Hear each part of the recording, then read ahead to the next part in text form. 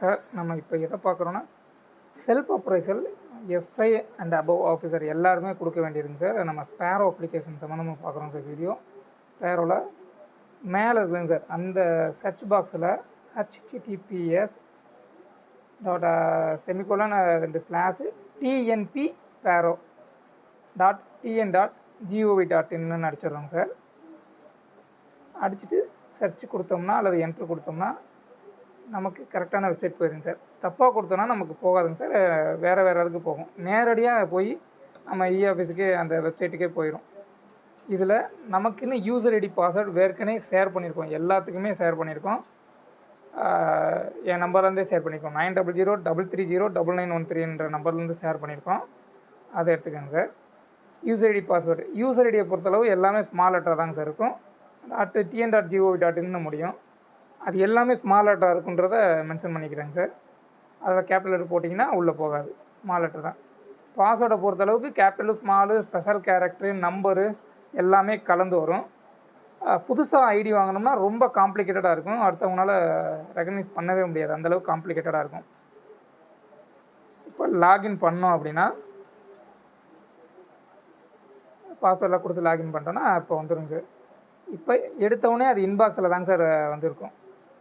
நம்ம இன்பாக்ஸில் அந்தந்த வருஷத்துக்கானது எவ்வளோ இருக்குது, எத்தனை ஏசிஆர் வந்திருக்கு. நோட்டாக இருந்தால் நமக்கு வராதுங்க சார், நோட்டு நேரடியாக ரிப்போர்ட்டிங் ஆஃபீஸர் போயிடும்.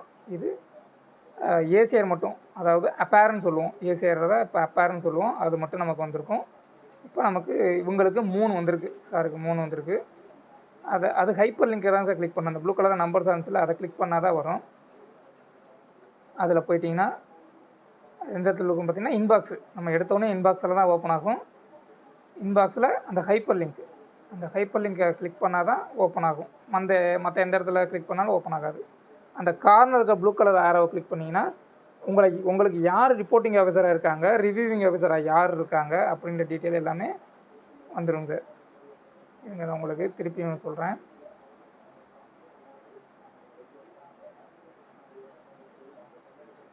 அந்த ஹைப்பர் லிங்கை கிளிக் பண்ணோம்னா வந்துடும்.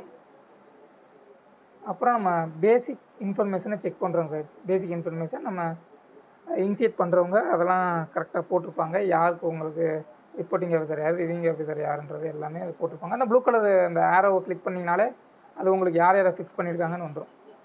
இந்த டேட்டா எல்லாமே கரெக்டாக இருக்கான்னு செக் பண்ணிக்கணுங்க சார். நம்ம செக் பண்ண வேண்டியது நம்மளோட பொறுப்பு. கரெக்டாக இருக்கான்னு பார்த்துட்டு எல்லாமே கரெக்டாக இருக்குது அப்படின்னா விட்டுலாங்க சார். அப்படி தப்பாக இருக்குன்னா சப்மிட் எரர் டேட்டா கொடுக்கணுங்க சார். என்ன தப்பாக இருக்கோ அதை 100 வார்த்தைக்குள்ளே 100 வேர்ட்ஸுக்குள்ளே டைப் பண்ணி அனுப்பிச்சிங்கன்னா ஏஓ சாருக்கு வந்துடும். ஏஓ சார் அதை கரெக்ட் பண்ணி திருப்பி அனுப்பிச்சிடுவாங்க. அந்த 100 வார்த்தைக்குள்ளே தான், அந்த 100 வார்த்தைக்குள்ளே தான் இருக்கணும். அதை பார்த்துக்கணுங்க சார். இப்போ பார்த்துட்டோன்னா உங்களுக்கு என்ன தப்பு இருக்குது அப்படின்றத டைப் பண்ணி சென்ட் பண்ணிங்க. இப்போ நான் எனக்கு நேம் தப்பாக இருக்குன்னு ஒரு எடுத்துக்காட்டு டைப் பண்ணி அடிச்சுட்டு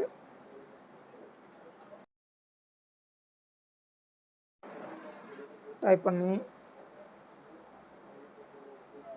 சப்மிட் டேட்டா எரர் ரிப்போர்ட்டுன்றதை கிளிக் பண்ணோம்னா ஏஓ சாருக்கு போயிடும். அதை சேஞ்ச் பண்ணிவிட்டு திருப்பி அனுப்புவாங்க. நம்ம மற்ற ப்ராசஸை பண்ணிக்கலாங்க சார். அது 100 வார்த்தைக்குள்ளே தான் இருக்கணுங்கிறத பார்த்துக்கோங்க சார். 100 வார்த்தைக்குள்ளே தான் அது இருக்கணும். எல்லாமே கரெக்டாக இருக்குன்னா செல்ஃப் அப்ரைசலுக்கு போயிடுறோம் சார். செல்ஃப் அப்ரைசலில் இருக்க 6 நம்ம தான் கிளிக் செலக்ட் பண்ணி டைப் பண்ணணும்.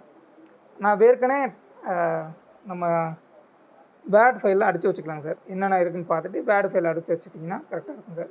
அந்த ப்ளூ கலர் ஆரோவை கிளிக் பண்ணிங்கனாலே நமக்கு யாரை ஃபிக்ஸ் பண்ணியிருக்காங்க, ரிப்போர்ட்டிங் ஆஃபீஸர் யார், ரிவ்யூவிங் ஆஃபீஸர் யாரை ஃபிக்ஸ் பண்ணியிருக்காங்க, அக்செப்டிங் ஆஃபீஸர் யாரை ஃபிக்ஸ் பண்ணியிருக்காங்க, அப்படி எல்லா டீட்டெயிலுமே வந்துடும். அதில் எதுவும் தப்பு இருந்தாலும் அதையும் நம்ம சப்மிட் டேட்டாவில் கொடுத்து மாற்றிக்கலாங்க சார். இப்போ செல்ஃப் அப்ரைசல் பார்க்குறோம். ஃபஸ்ட்டு 100 வேர்டுக்குள்ளே பேசிக் எக்ஸ்பிரஷனை பண்ணுறோம் சார். நம்ம டியூட்டியை பற்றி 100 வார்த்தைக்குள்ளே சொல்லியிருக்காங்க. நான் ஏற்கனவே வேர்டு ஃபைலில் அடித்து வச்சுருக்கேன், நீங்களும் அடித்து வச்சுக்கலாம். அதை நான் அப்படியே காப்பி பண்ணி யூஸ் பண்ணிக்கிறேன் சார். இப்போ கன்னிவாடி பேஸில் வேலை பார்த்த மாதிரி நம்ம இப்போ போட்டுக்கிறோம். காப்பி பண்ணுறேன். அதை இங்கே பேஸ்ட் பண்ணிக்கிறேன். அது 94 வார்த்தைக்குள்ளே தான் இருக்குது, அதனால் நோ இஷ்யூ. 100 வார்த்தைக்கு மேலே இருந்தால் அதை எடுத்துக்காது. இது முடித்த உடனேங்க சார் ஒர்க் பிளான் அண்டு அச்சீவ்மெண்ட்டுக்கு போயிடுறோம். 100 வார்த்தைக்குள்ளே தான் இருக்குது. நம்ம ஒரு 5 ஸ்பேஸ் தள்ளி தான் பேராகிராஃப் தொடங்கும், அதனால் கொஞ்சம் ஸ்பேஸ் விட்டுக்கிட்டோம். இதில் ஒர்க் பிளான் அண்ட் அச்சீவ்மெண்ட்டில் அதே மாதிரி நான் ஒர்க் பிளான் அண்ட் அச்சீவ்மெண்ட்டை அடித்து வச்சுருக்கேன். அதவே நான் காப்பி பண்ணி யூஸ் பண்ணிக்கிறேன் சார். நீங்களும் இதே மாதிரி வேர்ட் ஃபைலில் அடித்து யூஸ் பண்ணிக்கலாம். ஒர்க் பிளானை வச்சுட்டேன். ஃபஸ்ட் எடுத்தோடனே அந்த 5 ஸ்பேஸ் இருக்கணுமேன்றிருக்கேன், ஸ்பேஸ் விட்டேன். நீங்கள் கரெக்ஷன் பார்த்துட்டு நீங்களும் அதே மாதிரி வச்சுக்கலாம்.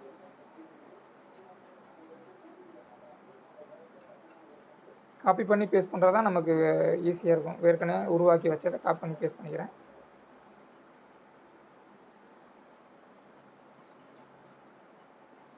அடுத்து இந்த ப்ளஸ் சிம்பிள் சார், அந்த ஒரு கட்டத்தை விட நான் நிறையா கான்ட்ரிபியூஷன் பண்ணியிருக்கேன், நான் நிறையா இது பண்ணியிருக்கேன், எனக்கு நிறைய கட்டத்தில் அடிக்கணும்னா நம்ம அந்த ப்ளஸ் சிம்பிள் அனுப்பணும்னா அதிகமான கட்டம் வரும். நம்ம தேவையான அளவு கட்டத்தை உருவாக்கலாம். இந்த எக்ஸ்டர்னல் கான்ட்ரிபியூஷனுக்காக 3வது காலம் இருக்குங்க சார். நீங்கள் ஒரு மெடல் வாங்கியிருக்கீங்க, அல்லது ரொம்ப கஷ்டப்பட்டு ஒரு அக்யூஸை பிடிச்சிருக்கீங்க, அல்லது வேறு ஏதோ ஒரு எக்ஸப்ஷனல் பண்ணியிருக்கீங்கன்னா அதை இதில் அடிச்சுக்கலாம் சார். நான் அதுக்கு ஏற்கனவே அடித்து வச்சதை நான் திருப்பி காப்பி பண்ணி போட்டுக்கிறேன்.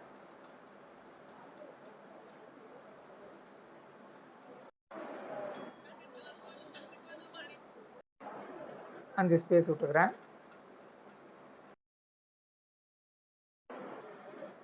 அடுத்து உங்களோட டியூட்டிஸை பாதிக்கிற மாதிரி ஹிண்டர் யுவர் பெர்ஃபார்மன்ஸ்ன்னு சொல்லுறாங்க சார். அதாவது உங்கள் டியூட்டியை பாதிக்கிற மாதிரி என்ன விஷயம்லாம் உங்களை பாதிக்குதுன்னு கேட்குறாங்க. அது இருந்துச்சுன்னா நீங்கள் தள்ளமாக போட்டுக்கலாம் சார்.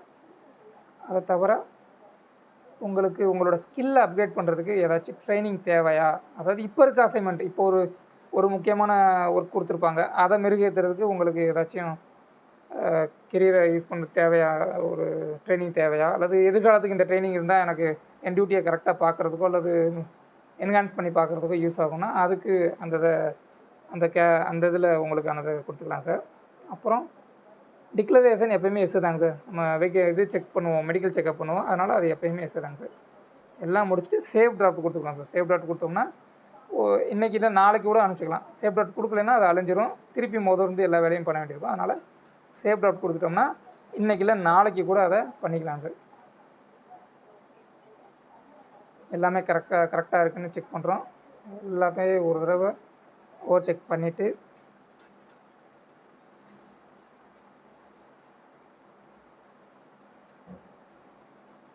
சென்ட் டு ரிப்போர்ட்டிங் அத்தாரிட்டிங்க சார்.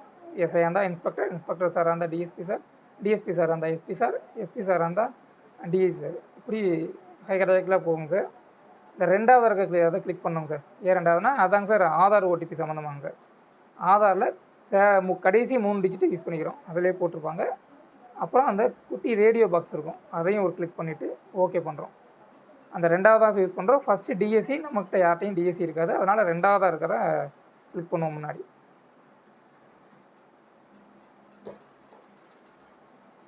ஓகே கொடுத்தோம்னா ரீடைரக்ட் ஆகுவான்னு கேட்கும். அதுக்கு ஓகே கொடுத்தோம்னா ரீடைரக்ட் ஆயிரும் சார். ஆதார் இதுக்கு ரீடைரக்ட் ஆகும்.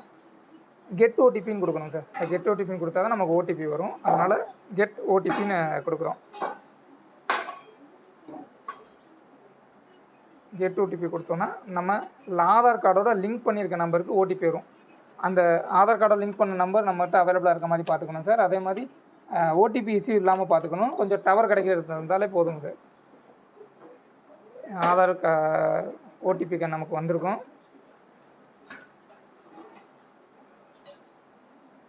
அந்த ஓடிபியை சென்ட் பண்ணணும். 6 டிஜிட்டில் வரும்னு நினைக்கிறேன். 6 டிஜிட் வந்துச்சுன்னா அந்த ரேடியோ பட்டன் தன்னாவே இதாகிக்கும். அப்புறம் சப்மிட் கொடுக்குறோம். ஃபஸ்ட்டு தடவை எப்போயுமே இப்படி வெளியே போயிருங்க சார். நம்ம முடிஞ்சிருச்சுன்னு நம்ம நினைக்கக்கூடாது. அது ஃபஸ்ட்டு தடவை எப்போயுமே இப்படி வெளியே போகும். இப்படி வெளியே போயிடுச்சுன்னா நமக்கு முடிஞ்சுன்னா பாப்அப் மெசேஜ் வரும். பாப்அப் மெசேஜ் வந்தால் தான் நமக்கு அந்த இது முடிஞ்சிருக்குன்னு அர்த்தம். பாப்அப் மெசேஜ் வரலைன்னா முடியலைன்னு தான் அர்த்தம்.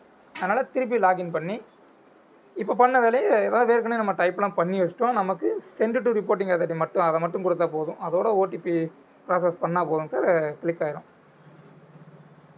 நமக்கு அந்த பாப்அப் மெசேஜ் கண்டிப்பாக வரணும் சார். வந்துனா தான் நமக்கு அது முடிஞ்சிருக்குன்னு அர்த்தம். இப்போ ஓடிபி இது பாஸ்வேர்டு கொடுத்து உள்ளே வந்துட்டேன். லாகின் பண்ண பின்னாடி அதே தாங்க சார். ஒரு செல்ஃப் அப்ரைசல் எல்லாம் செக் பண்ண ஏற்கனவே செக் பண்ண தான் செல்ஃப் ரிப்போர்ட்டிங் ஆஃபீஸ் அத்தாரிட்டிக்கு அனுப்புகிறோம். ரெண்டாவதாக இருக்கிறத கிளிக் பண்ணுறோம். கண்டினியூ கொடுக்குறோம்.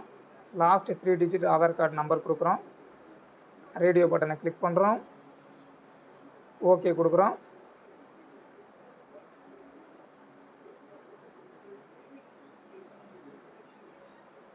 கெட் ஓடிபி கொடுக்குறோம். ஓடிபி சென்று அந்த ஆதார் கார்டு லிங்க் பண்ண நம்பருக்கு ஓடிபி ரிசீவ் ஆகும். அதை நம்ம அதில் போட்டுக்கிறோம்.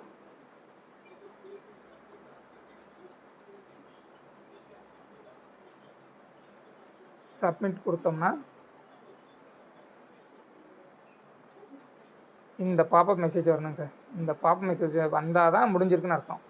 அப்புறம் போய் பார்த்தீங்கன்னா ஒன்று குறைஞ்சிருக்கும். நம்ம கிட்ட 3 இருந்துச்சு இல்லையா, இப்போ பார்த்தீங்கன்னா எத்தனை இருக்குதுன்னு பாருங்கள். 3 இருந்துச்சு முன்னாடி, இப்போ 2 தான் இருக்கும்.